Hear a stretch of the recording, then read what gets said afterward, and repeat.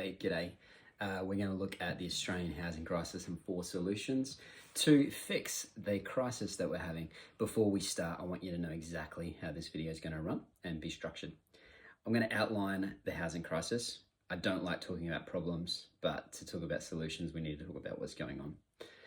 I'm going to give you 4 things that'll fix the problem, if we can do those things. And then I'm going to give you a call to action, specifically you a call to the action, so you can participate in helping fix the problem. All right, strap yourselves in. Hope you enjoyed the video. Current housing state is not a crisis for everybody. It's a crisis for the majority, but not for everybody. The housing state is not a crisis for bankers. It is not a crisis for property developers. And it is not a crisis for property investors, at least people who have multiple investment properties. And it's not really a crisis for baby boomers who have paid off most of their home. Well, not even baby boomers, just people who have been in the market for 10 years and don't have much left on their home. You're out of that crisis, but I can tell you that your children are growing up in the crisis. And it's going to be a real problem if we don't put some things in place to help them out, you know? So that's who we're talking about. We're talking about fixing the housing state for our next generation. We're talking about fixing the housing state for Generation Y and beyond who want to buy their own home, but aren't really given a fair opportunity right now. Okay, the ABS Bureau of Statistics, the Australian Bureau of Statistics says the average income in Australia is $104,000. I'd like to earn $104,000. Most Australians don't. Only about 10% of Australian workers earn above $100,000. So that's not really a good reflection of the average Joe Blow. A better representation would be about $85,000, which is the medium wage in Australia at the moment. And that's before you get taxed. Which is it should be a decent wage, right? Like, it'd be nice to earn $85,000. 50% of working Australians earn above this, and 50% of working Australians earn below this point.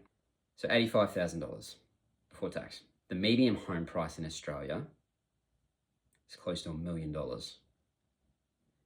Even for the middleman, who's earning a pretty decent wage of $85,000, if you want to get into the average Joe Blow medium Australian priced house, it's 12 times your income, your gross income. It's just crazy.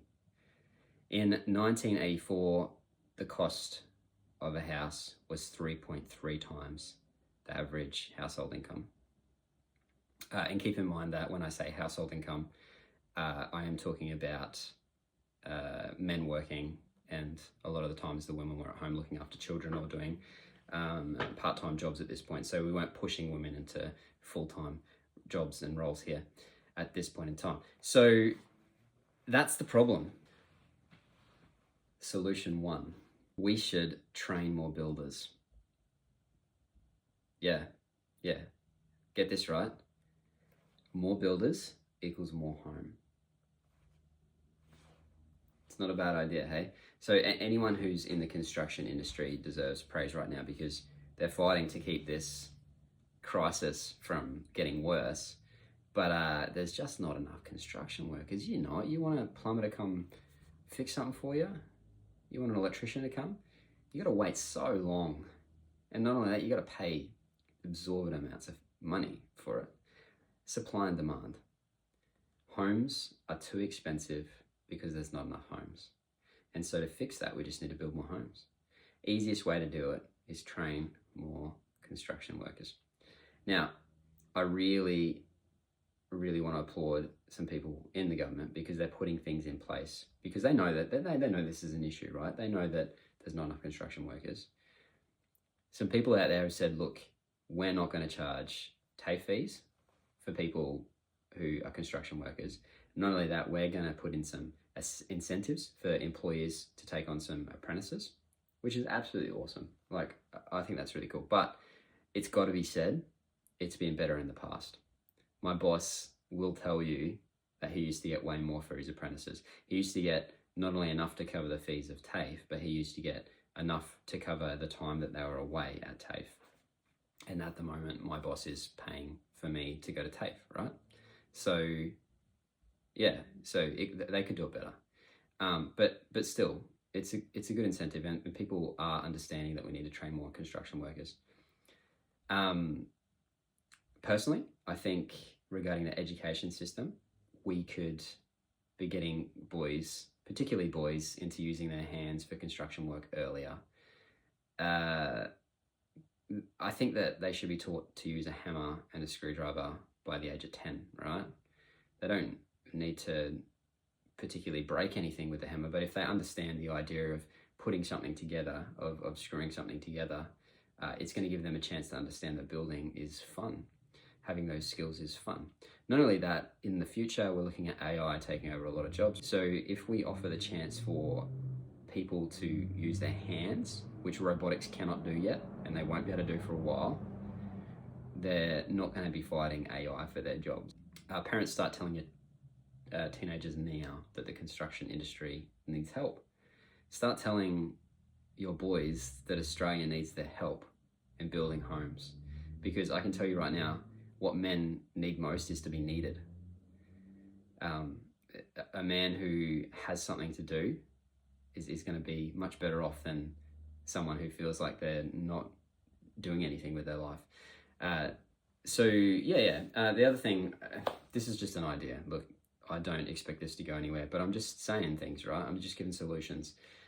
In regards to training more ground level construction workers, we could have a service. We could, 2 years out of school, so you come out of school and your first 2 years have to be towards construction, education, farming, health, or defense service, okay? So like I've just listed 5 major industries, but all of those industries build Australia up. So much to choose from. Huge amounts to choose from in those 5 things. But see, they're jobs that you carry for the rest of your life and implement into building Australia up. And I think we should do that. As Australia, we should say, hey, these are not only the jobs that are in demand, but if we do them, Australia gets better. So that's just my thoughts. And then obviously after that 2 years finished, people can do whatever they want. They can go into white collar jobs, or they can move into secondary economic jobs, the entertainment industry, whatever. We need entertainment. We need all that kind of stuff. But I'm just saying, if we institute some kind of thing where we're getting more builders, we're going to have more homes.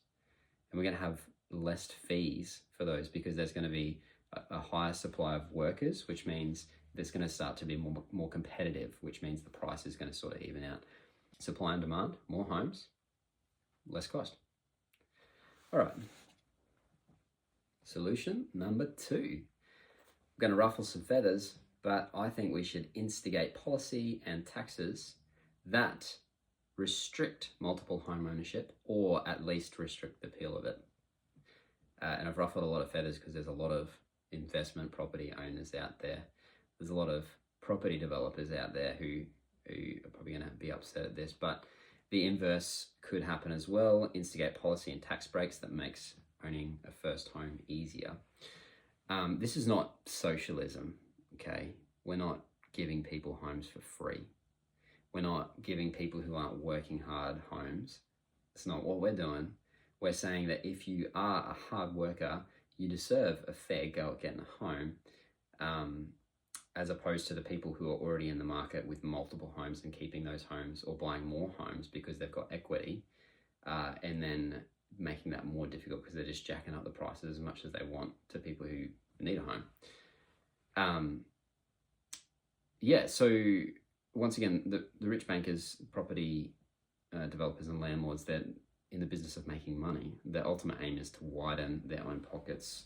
They will kick up a stink at any idea of making policy where they can't earn as much money from the middle class people. But their markups are necessary. So let's have a quick chat about this. In the 2021-22 financial year, 2.2 million Australians owned one or more investment properties. On top of that, nearly 70% of federal politicians have more than one home. Politician, poly has the word poly in it, which is 2 letters away from policy.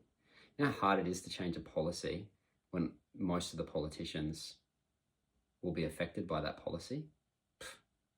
That's just stupid. But this is what I'm talking about. We can create a win-win situation where we're not pushing away people's opportunity to earn income. We're not taking away from what people have already built. We should definitely not take away from what people have already built up. They've grown up in this system and it's not been horrible. And I think they deserve a chance to keep what they've got. But what I'm saying is, moving forwards, we should let people have the opportunity to buy homes above a person's desire to use the money they already have to capitalize on people's need for homes. Obviously, we get the homeowners grant, and it's good it's a good idea, right? That you don't have to pay that $20,000 lender's insurance. But in reality, it doesn't change much when the loan we're looking at is like $900,000 loan.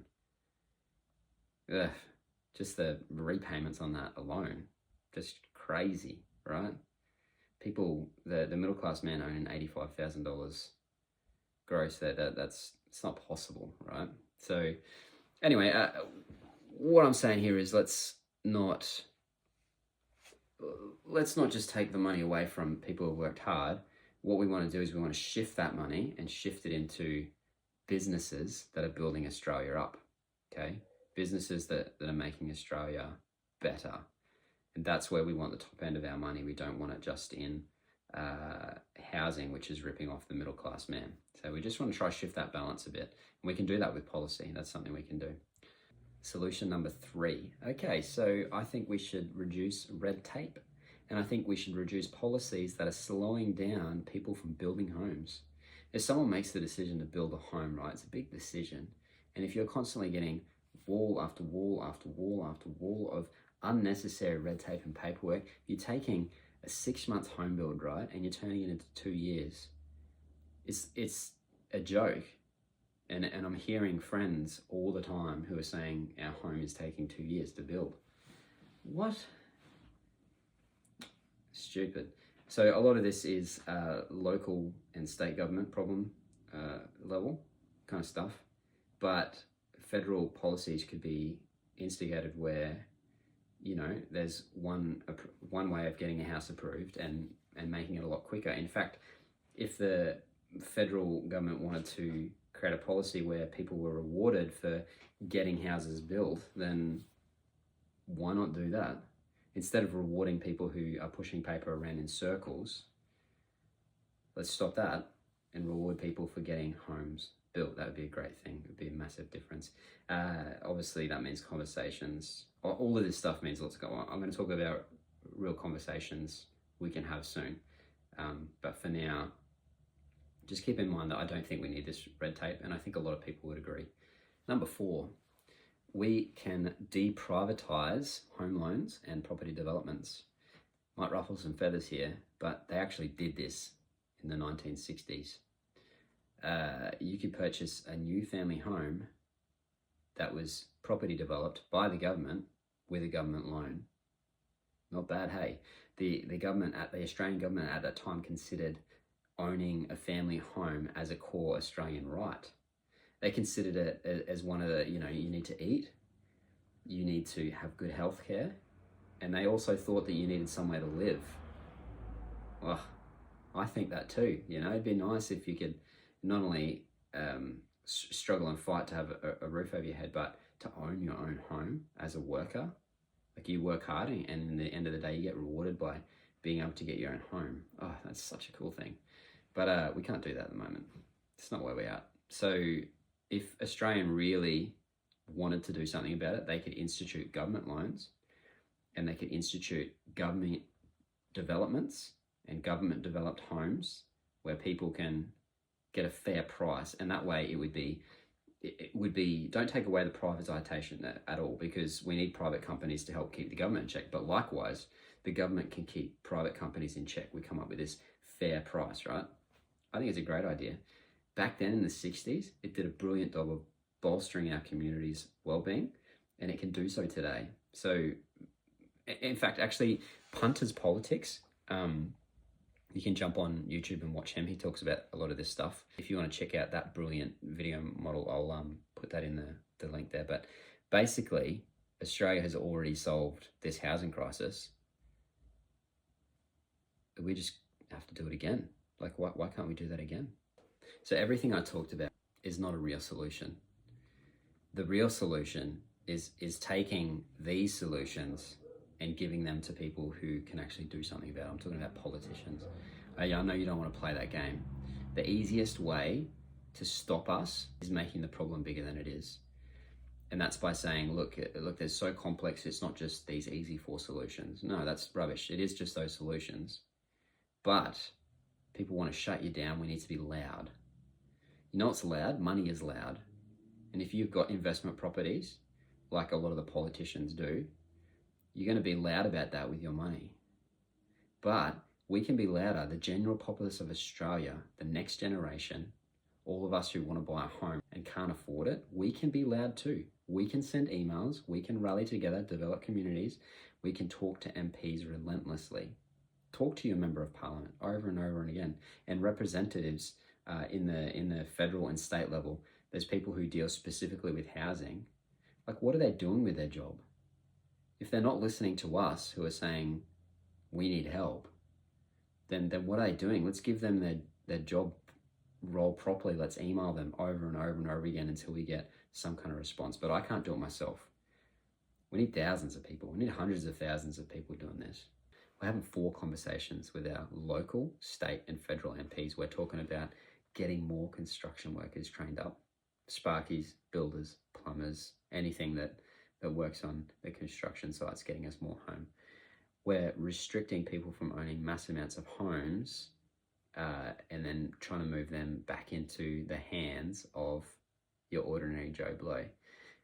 We can cut that red tape policy down that is stopping homes from being built within good timeframes. And we're talking about the government offering loans and schemes and offering brand new homes that are government funded. They've done it in the past and they can do it again. We're talking about those 4 things. If something I've said today resonates with you, I want you to hop on your computer, type in your local MP, or send an email to one of the names that I'm putting up, and let's get some momentum happening. Thank you so much, guys, for listening. Let's start moving things forwards.